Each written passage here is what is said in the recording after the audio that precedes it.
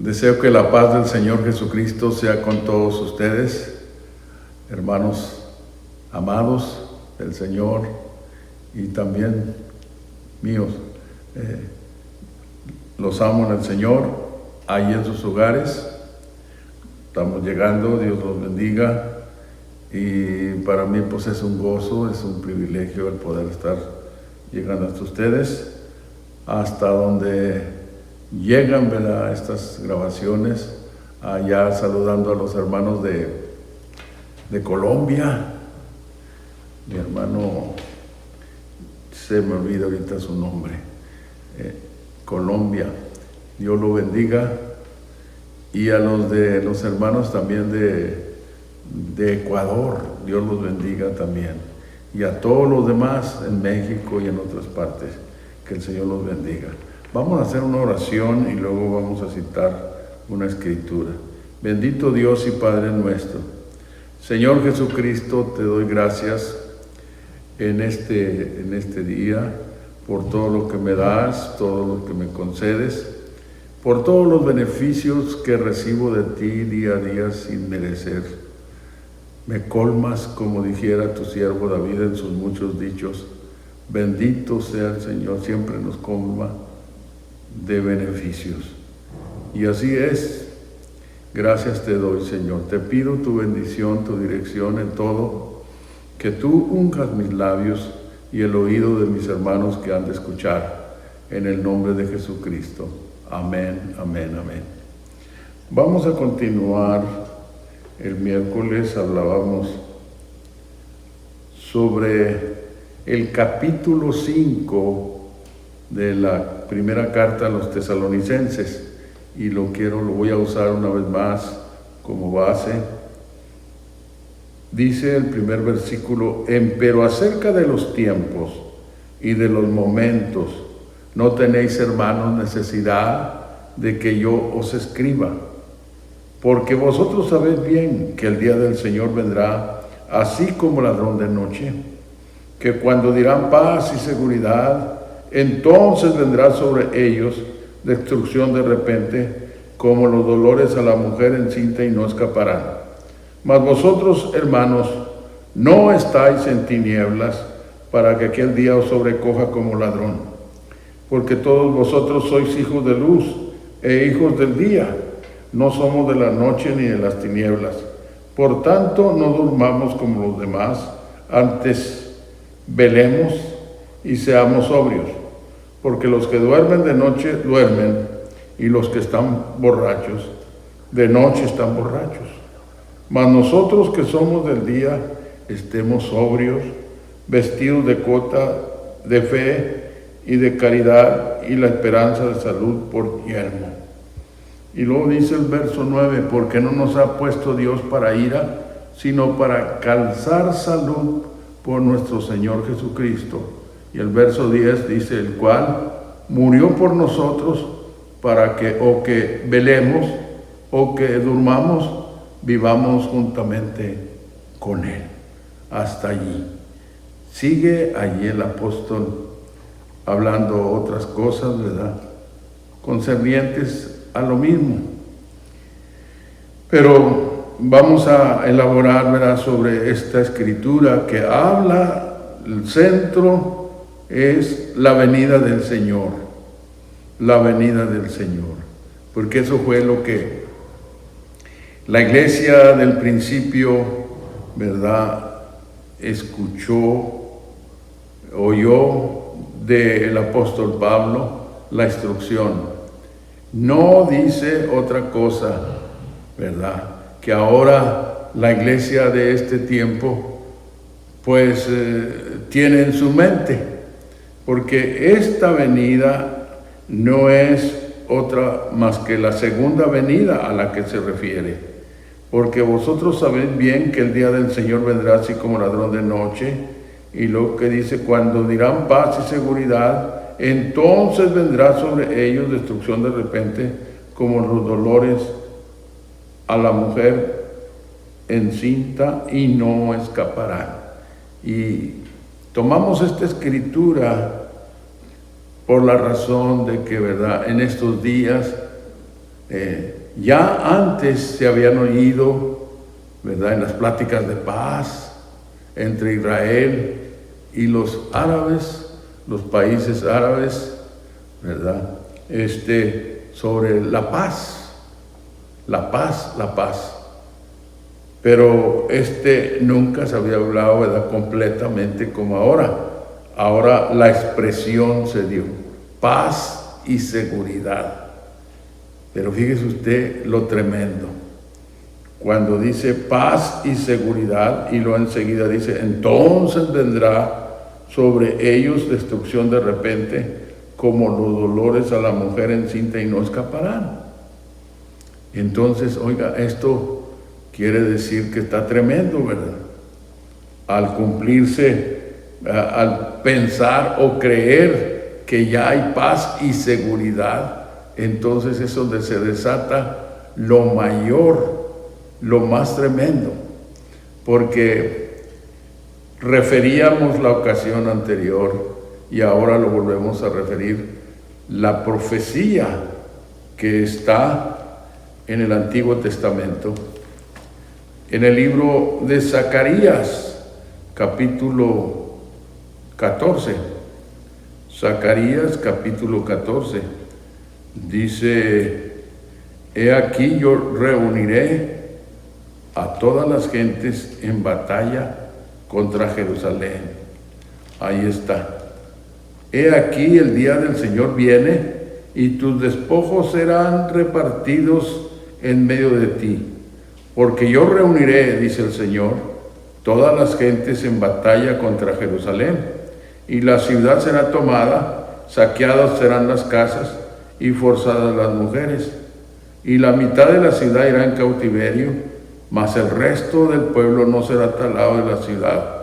Y luego enseguida dice, después saldrá el Señor y peleará con aquellas gentes como peleó el día de la batalla.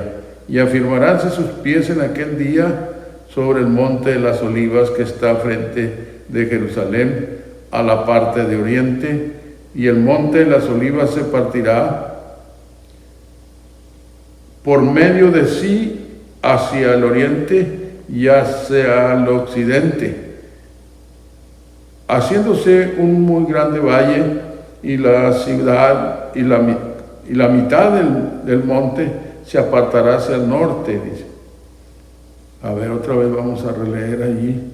Haciéndose un muy grande valle, y la mitad del monte se apartará hacia el norte, y la otra mitad hacia el mediodía. Y huiréis al valle de los montes, porque el valle de los montes llegará hasta Asal. Y huiréis de manera como huisteis por causa del terremoto en los días de Usías, rey de Judá. Y vendrá el Señor mi Dios, y con él todos sus santos. Fíjense usted. Entonces, esta es la última profecía para cumplirse, y la profecía, ¿verdad?, pues trae el cumplimiento también del regreso del Señor, de la segunda venida del Señor.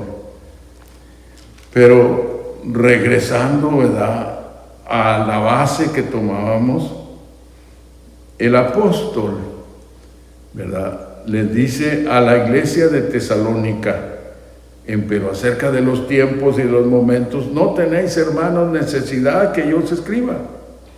Entonces quiere decir que los tesalonicenses entendían, ¿verdad?, las cosas. Pero oiga, han pasado siglos esperando, ¿verdad?, el cumplimiento de esta profecía. La iglesia, ¿verdad?, fíjese, vamos a estar aquí. ¿Por qué razón?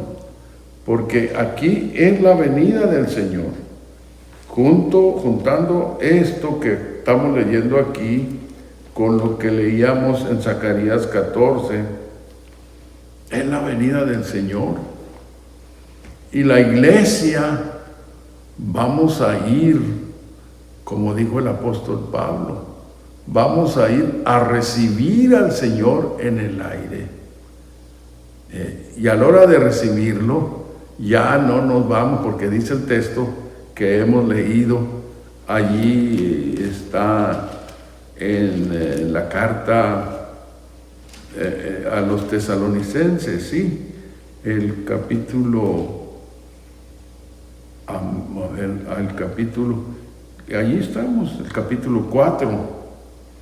El verso 13 dice: tampoco, hermanos, queremos que ignoréis acerca de los que duermen, que no os entristezcáis como los otros que no tienen esperanza. Aquí el apóstol usa este término hablando de los muertos en Cristo, porque dice: tampoco queremos que ignoréis acerca de los que mueren, pero allí usa el término dormir. Que no os entristezcáis como los otros que no tienen esperanza, porque si creemos que Jesús murió y resucitó, así también traerá a Dios con él a los que durmieron en Jesús. ¿Se fija? Entonces, la resurrección de los muertos en el Señor va a suceder en la venida del Señor, cuando el Señor venga, ¿verdad? Cuando cumpla su promesa que dijo que iba a volver otra vez. Porque dice el verso 16: porque el mismo Señor con aclamación, con voz de arcángel y con trompeta de Dios, descenderá del cielo, y los muertos en Cristo resucitarán primero.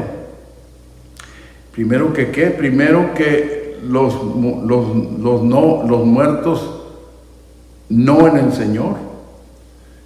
Luego dice: luego nosotros los que vivimos, que los que quedamos juntamente con ellos, ahora de los que hayan de resucitar, seremos arrebatados en las nubes a recibir.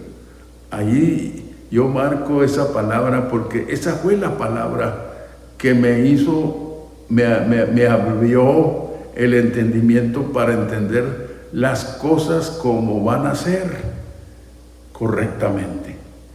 Porque como hemos dicho, seguimos diciendo y vamos a seguir diciendo, la Biblia no habla de un rapto, que ahora en estos tiempos ya se le cambió el nombre.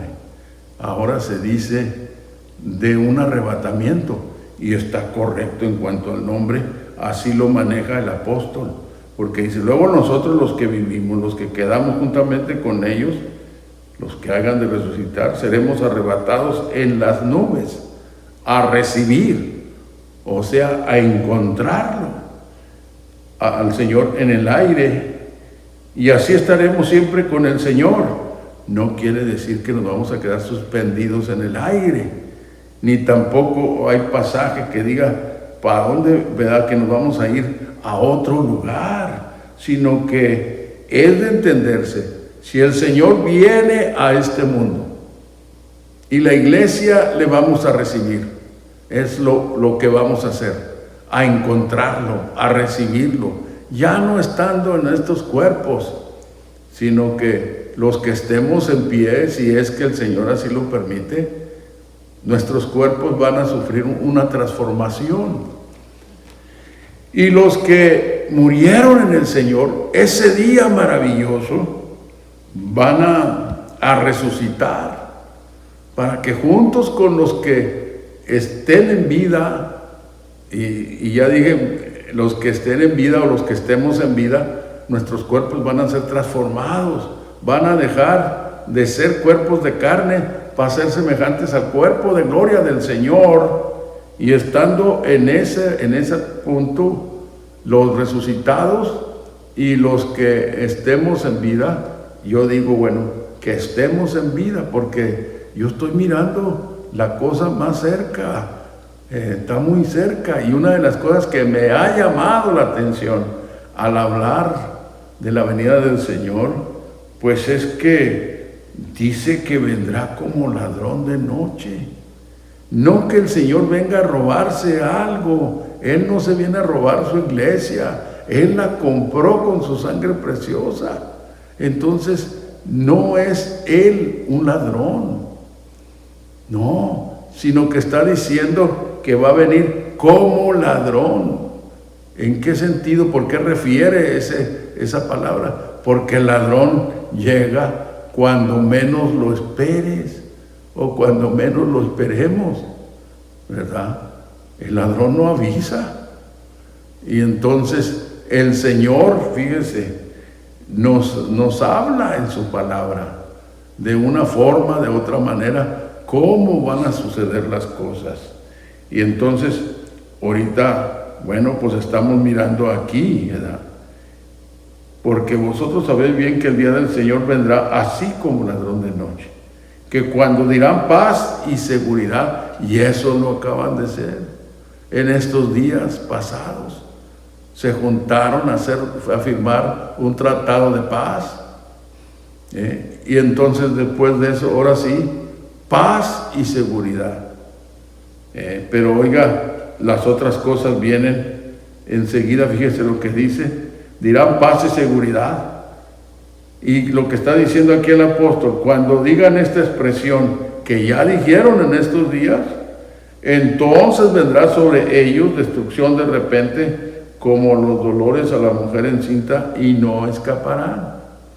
¿Por qué?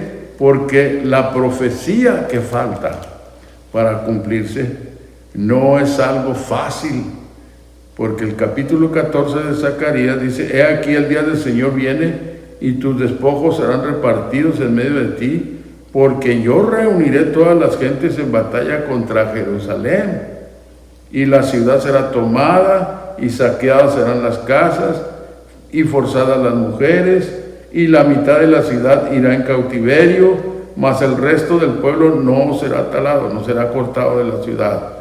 Después saldrá el Señor y peleará con aquellos gentes, cuales las gentes que vayan a atacar, que van a atacar a Israel, como peleó el día de la batalla. Y afirmaránse sus pies en aquel día sobre el monte de las Olivas, que está enfrente de Jerusalén, a la parte de oriente, y el monte de las Olivas se partirá por medio de sí hacia el oriente y hacia el occidente, haciéndose un muy grande valle, y la mitad del monte se apartará hacia el norte y la otra mitad hacia el mediodía.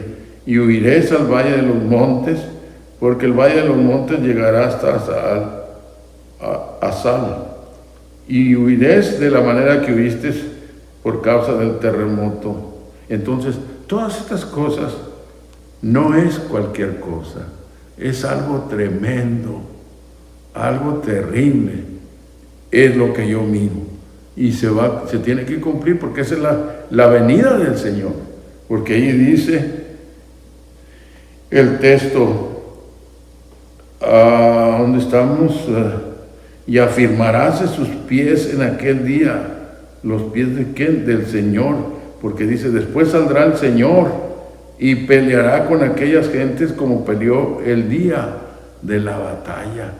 Y que está diciendo aquí no es otro más que el mismo Señor Jesucristo, nuestro Salvador, nuestro Redentor, nuestro todo, ¿verdad? Porque mire usted, hay relación, ¿verdad? Porque aunque aquí dice: después saldrá Jehová, así dice originalmente, nosotros hemos entendido que esa palabra, ese nombre Jehová, es un nombre compuesto, porque en los originales no está. En los originales están las 4 letras. Después saldrá el Señor y peleará con aquellas gentes como peleó el día de la batalla. Hay otras escrituras en donde nosotros podemos comprobar, ¿verdad?, que como esa escritura que da razón el evangelista Mateo. Mire, cuando habla de que venía, ¿cómo se llamaba? La Biblia le llama a Juan el Bautista, le llama el Elías, ¿verdad? Y eso es otra cosa también que tenemos que mirar. Capítulo 3 de Mateo. Y en aquellos días vino Juan el Bautista predicando en el desierto de Judea y diciendo: arrepentidos, que el reino de los cielos se ha acercado. Y luego fíjese usted el verso 3, porque este es aquel del cual fue dicho por el profeta Isaías, que dijo: voz de uno que clama en el desierto, aparejar el camino del Señor, enderezar sus veredas. Aquí encontramos la palabra Señor, pero si vamos a Isaías, allá está de otra manera: aparejar el camino a Jehová. Entonces lo que se entiende es que el Señor Jesucristo es el Jehová del Antiguo Testamento. Y ya hemos dicho y lo volvemos a decir, nosotros no usamos ese término, ese nombre, porque es un nombre arreglado, que se hizo para que se pudiera leer, porque si estuviera con las 4 letras como está en los originales, no podíamos leerlo. Pero entonces estamos diciéndolo porque es el mismo, el Señor Jesucristo. Él es el mismo, ayer y hoy por los siglos, y es el que viene, ¿verdad? Y la iglesia, como ya dije y vuelvo a decir, lo vamos a encontrar, lo vamos a recibir en el aire. Y cuando dice el apóstol, ¿verdad? Que luego nosotros los que vivimos, dice el capítulo 4 de la misma carta, la primera carta de los Tesalonicenses, el verso 17. Luego nosotros los que vivimos, los que quedamos juntamente con ellos, seremos arrebatados en las nubes a recibir al Señor en el aire, y así estaremos siempre con el Señor. ¿En qué manera? ¿Suspendidos en el aire? No, eso se refiere ya con el Señor. Vamos a estar ya con el Señor. ¿Para qué? Para no separarnos de Él. Él viene a esta tierra. Y la iglesia le vamos a recibir, porque aquí dice, le vamos a recibir esa doctrina que habla del rapto y que ahora se le ha cambiado el nombre a arrebatamiento, ¿verdad? Está correcta, pero no es correcta. La profecía es falsa, no hay, es inventada, tiene un invento, no hay una base realmente fuerte en la Biblia para decir que el Señor va a venir en 2 etapas, una hasta cierta distancia en los cielos y la otra ya cuando venga hasta aquí, hasta la tierra. La Biblia no habla de eso, la Biblia habla solamente de la venida del Señor. Y eso fue lo que la iglesia del principio creyó, en la venida del Señor. Esa fue la esperanza de la iglesia.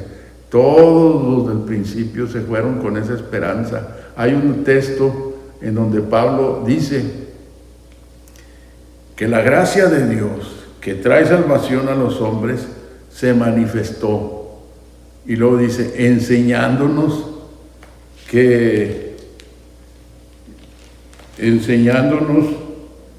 la gracia de Dios que trae salvación a los hombres se manifestó, enseñándonos que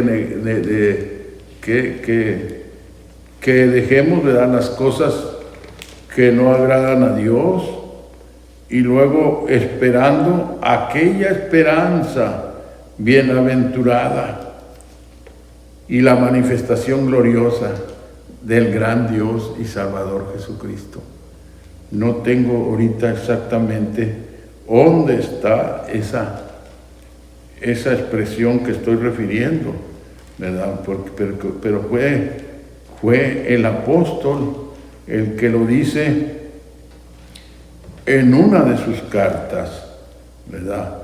Lo dice a una de las iglesias, lo refiere, ¿verdad?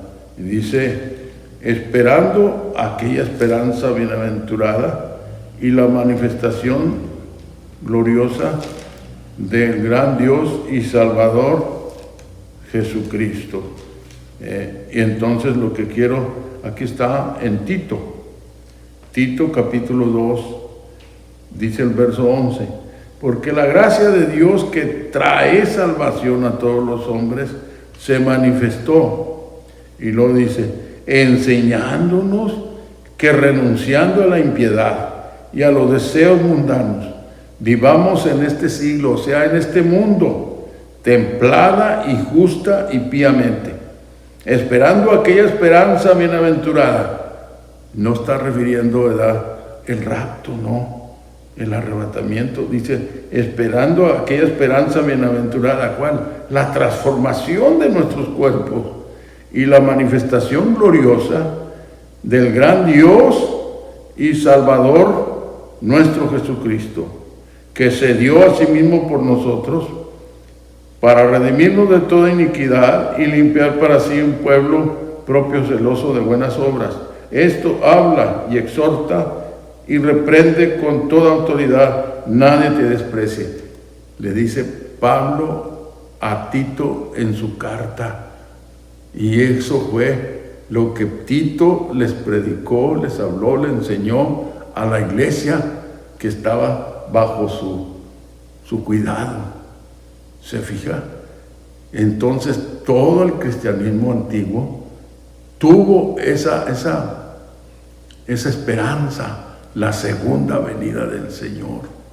No un rapto misterioso, no un arrebatamiento misterioso, no, ciertamente la iglesia vamos a ser arrebatados, pero no misteriosamente, como se enseña. Eso no cabe, sino que, oiga, va a ser un arrebatamiento en donde todos van a mirar, todo el mundo va a mirar, porque el Señor dice, he aquí que viene, dice en el Apocalipsis, he aquí que el Señor viene en las nubes. Mire, vamos a leerla, allí la Escritura, capítulo 1, el verso 7 de Apocalipsis. He aquí que viene con las nubes y todo ojo le verá, y los que le traspasaron y todos los linajes de la tierra se lamentarán sobre él. Así sea. Amén. ¿Se fija? Entonces, no hay eso de que 7 años antes de la segunda venida va a suceder el arrebatamiento. Y luego, mientras que la iglesia, es lo que se enseña, falsamente, que la iglesia va a estar allá en las bodas del Cordero y que luego entonces aquí en la tierra va a desatarse una gran tribulación. No, la tribulación ha cubierto el tiempo de la iglesia, porque acuérdense, el tiempo de la iglesia, hemos dicho, hemos referido que el Señor usa la mitad de la 70ª semana en su ministerio terrenal. Y luego, oiga, ya enseguida, pues oiga, se va después de terminar, todos saben, muere en la cruz, es crucificado, resucitado, anda con sus discípulos, con su iglesia, con aquellos que le recibieron en el principio, 3 años y medio, oiga, anda con ellos 40 días y luego después sube, es arrebatado en las nubes, porque después de resucitado el Señor ocupó 40 días confirmando a sus seguidores, que fueron pocos comparados con los demás. Pero el Señor hizo todo esto de esa manera, porque inclusive al principio hemos mirado, ¿verdad?, al principio de su ministerio, les recomienda a sus discípulos que no le digan a nadie quién es Él, Porque imagínense lo que dice el apóstol cuando vamos allí a la primera de Corintios, el capítulo 2, el apóstol Pablo dice estas palabras que quiero referirles. Capítulo 2 dice: así que, hermanos, cuando fui a vosotros, dice el primer versículo, no fui con altivez de palabra o de sabiduría a anunciaros el testimonio de Cristo, porque no me propuse saber algo entre vosotros, sino a Jesucristo y a este crucificado. Y estuve yo con vosotros con flaqueza y mucho temor y temblor. Y ni mi palabra ni mi predicación fue con palabras persuasivas de humana sabiduría, mas con demostración del Espíritu y de poder, para que vuestra fe no esté fundada en sabiduría de hombres, mas en poder de Dios. Pero hablamos sabiduría entre perfectos, y sabiduría no de este siglo, no de este mundo. Cuando dice aquí, hablamos sabiduría entre perfectos, se refiere, la palabra perfecto es una palabra de las palabras ambiguas, ¿verdad? No está hablando en una perfección literalmente, sino que la palabra allí se entiende por maduros, porque hablamos sabiduría entre maduros, y sabiduría no de este mundo, cuando dice siglo, ni de los príncipes de este mundo, otra vez lo vuelve a repetir ahí, que se deshacen, mas hablamos sabiduría de Dios en misterio, la sabiduría oculta, la cual Dios predestinó antes de los siglos para nuestra gloria, la que ninguno de los príncipes de este mundo, ahora refiriéndose a quienes, a los líderes judíos de aquel tiempo, los que ninguno de los príncipes de este siglo conoció, porque si lo hubieran conocido, nunca hubieran crucificado al Señor de gloria. ¿Y qué hubiera pasado? Oiga, pues no se hubiera cumplido la redención para nosotros, la salvación para nosotros, no hubiéramos alcanzado. Si lo hubieran conocido al Señor, nunca lo hubieran crucificado, lo dice el apóstol, y eso es lógico, ¿verdad? Si hubieran sabido quién era Él. Pero el Señor cegó sus entendimientos, mire, como lo dice Romanos, la carta del apóstol Pablo a los romanos, el capítulo 11, es donde dice esto que estoy tratando de hacerles ver aquí en la escritura. Capítulo 11 de Romanos dice, ¿qué pues? El verso 7 hace una pregunta, ¿qué pues? Lo que buscaba Israel, aquello no ha alcanzado, mas la elección lo alcanzó, y los demás fueron endurecidos.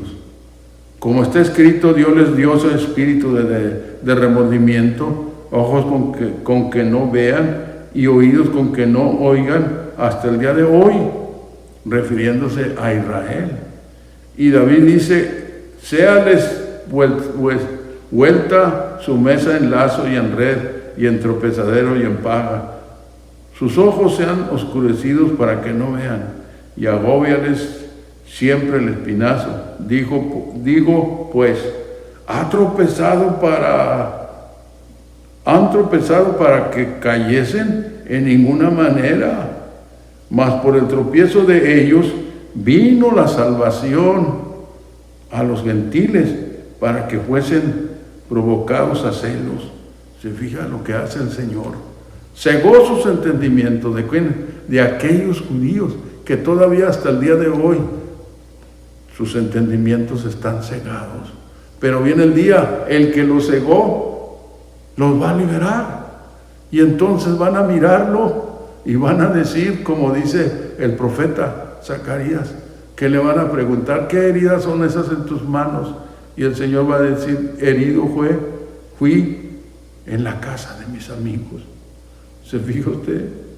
Entonces, por eso nosotros que entendemos estas cosas, los que entendemos, debemos de amar a ese pueblo, al pueblo de Dios, de amarlo. ¿Qué son esto? ¿Qué son? Sí, pero oiga, el Señor cegó sus entendimientos para que no le conocieran y para que de esa manera nosotros que estábamos alejados de la República de Israel fuéramos traídos. Fíjese usted lo que el Señor hace. Entonces, pero volviendo a la escritura inicial, estamos en días tremendos, en cumplimientos tremendos, en donde no nomás un cumplimiento, sino que se están cumpliendo los últimos días. Hemos dicho que ya de tiempo hemos entrado en un tiempo peligroso.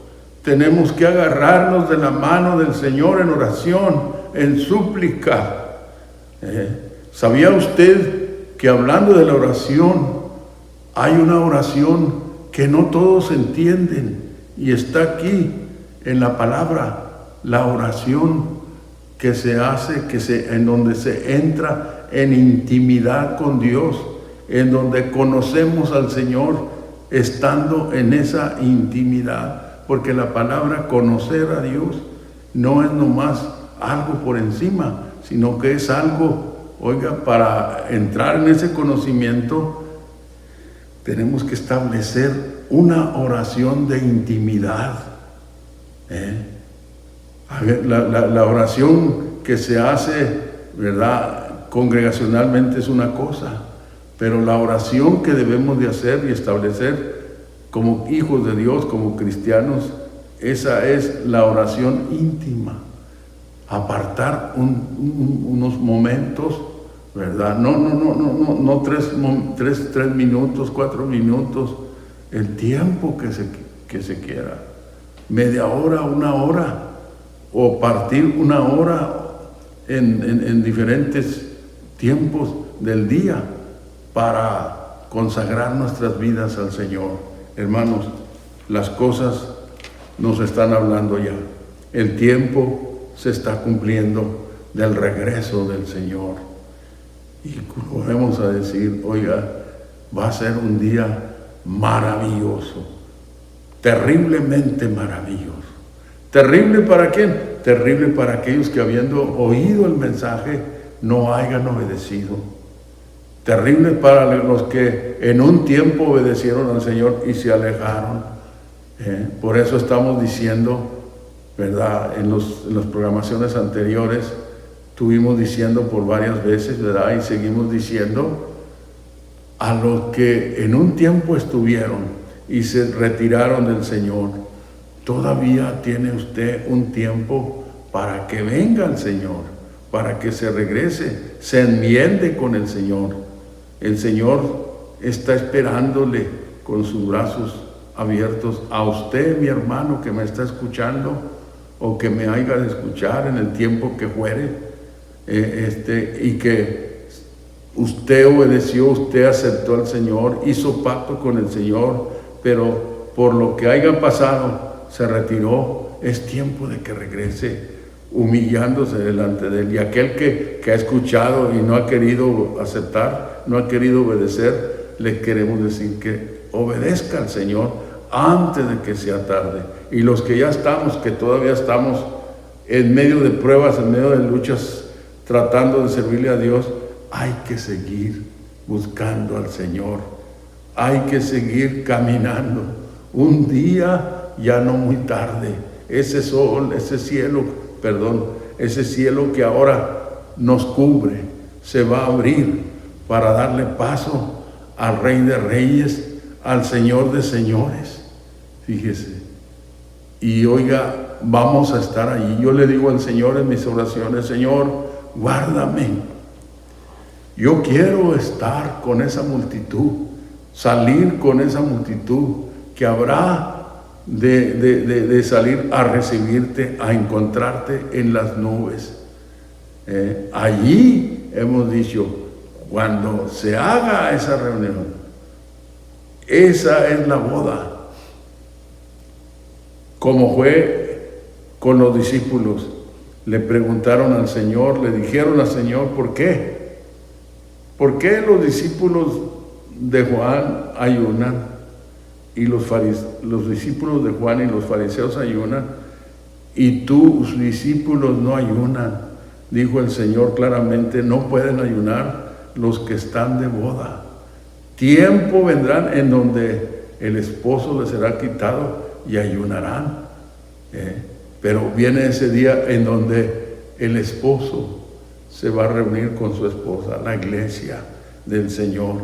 Y entonces vamos a estar de bodas, y no por 7 años, sino por una eternidad. Porque a la hora de unirnos con el Señor, ya no nos vamos a separar de Él. Vamos a estar siempre con Él. Él viene a este mundo a establecer un reino de paz aquí en esta tierra. Por eso decimos, a este mundo todavía le falta tiempo para que deje de ser. Porque todavía falta ese reino milenial, el milenio, ¿verdad? 1000 años de paz, imagínense, piénsela, en donde la iglesia vamos a ser reyes y sacerdotes con el Señor Jesucristo. Mi deseo es que el Señor les bendiga a cada uno de ustedes que nos han escuchado, que el Señor los bendiga, que el Señor sea con ustedes. Y aquí estamos los domingos por la mañana, ya de tiempo hemos estado iniciando nuestra actividad dominical por la mañana, de las 10 de la mañana, estudio bíblico. Y alabamos a Dios, cantamos a Dios, y tenemos un tiempo ya no igual que el tiempo anterior, pero nos vamos a ir acomodando, primeramente Dios. Dios les bendiga, les vuelvo a decir, y hasta la próxima.